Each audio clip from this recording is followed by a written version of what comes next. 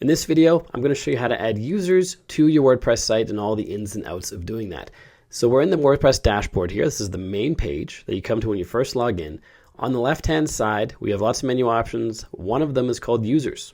When you hover over it, we have more options that fly out. One is add user. Let's click on that. Actually, first, let's go to all users. So this will be a list of all the users on your site. Currently, this one only has one. It's me. I'm the administrator. Shows my role over here. Shows we have administrator up here. If there were other user roles, there'll be other options added up here, which we'll see in just a minute. And basically, this is the list of users on your site.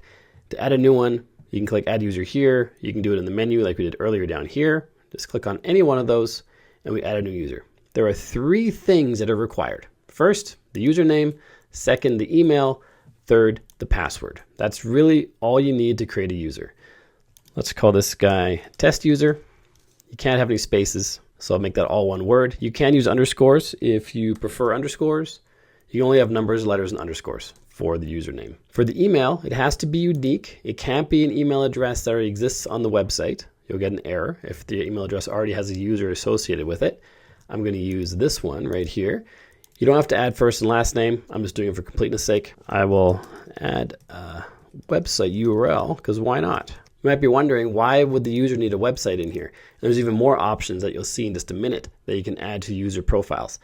That's usually used if you're creating author users who create posts for your site. And if there's an author box at the bottom of that post or somewhere on that post, you can show this information. So they can create posts.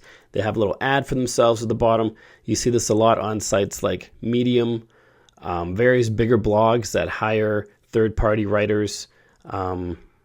I'm sure you've seen it around. Author boxes contain information about authors. It's all pulled from the user profile inside WordPress. For the language, you can choose site default, which is English. I'll just select English specifically. For the password, WordPress gives you some crazy ones, but they're really strong. Likely, that's not going to be brute forced, as in a hacking bot is not going to guess this password. You can use weaker passwords if you want. ABCD is a weak password. Shows here, very weak password.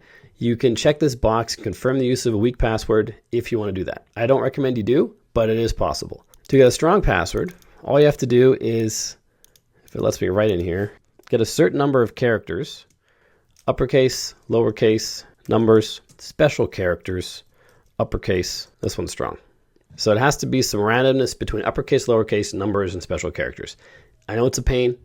This is how it is. I usually use the crazy WordPress passwords, to be honest. And I use LastPass as a password storage app, which I haven't had any problems with yet. They haven't been hacked as far as I know. So my passwords are still secure there as far as I know. And it's been years.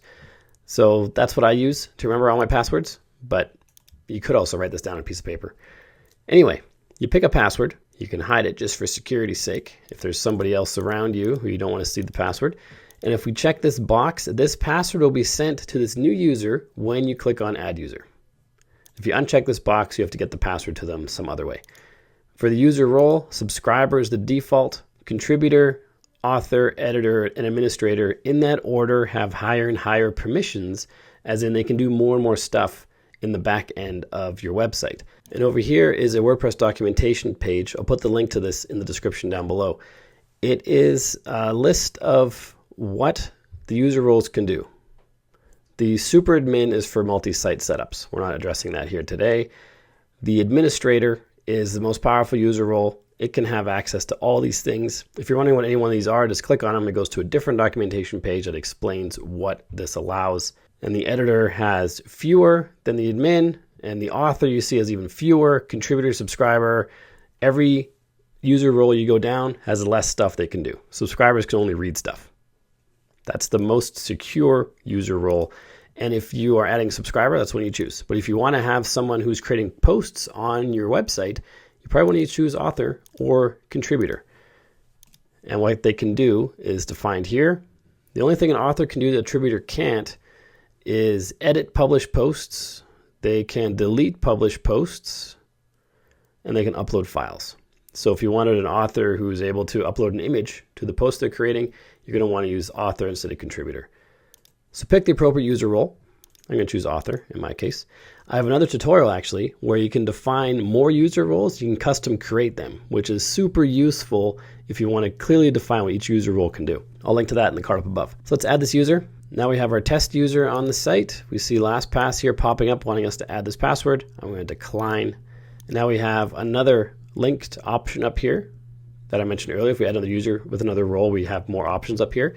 So this is showing we have 2 users in total. One's an administrator, one's an author. If you click on any of these, you see just the users within that user role.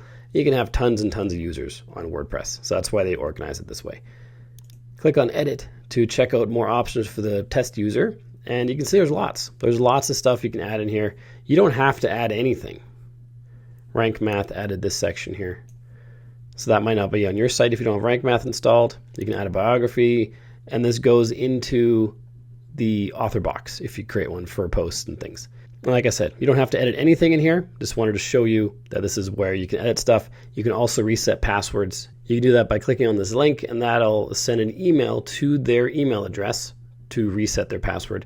You can also set a new password manually by clicking this button and then email them or text them the new password. So that's how we add new users to your WordPress site. Now this user can log in and do whatever it is that their user role allows them to do. I hope you got value from this video. If you did, like and subscribe to let me know. It really helps out the channel. Then check out this video on your screen right now, which is the user roles video I was talking about, where you can create your own user roles or clearly define user roles that already exist on your site. Check out that video. It's super powerful, and I'll see you there.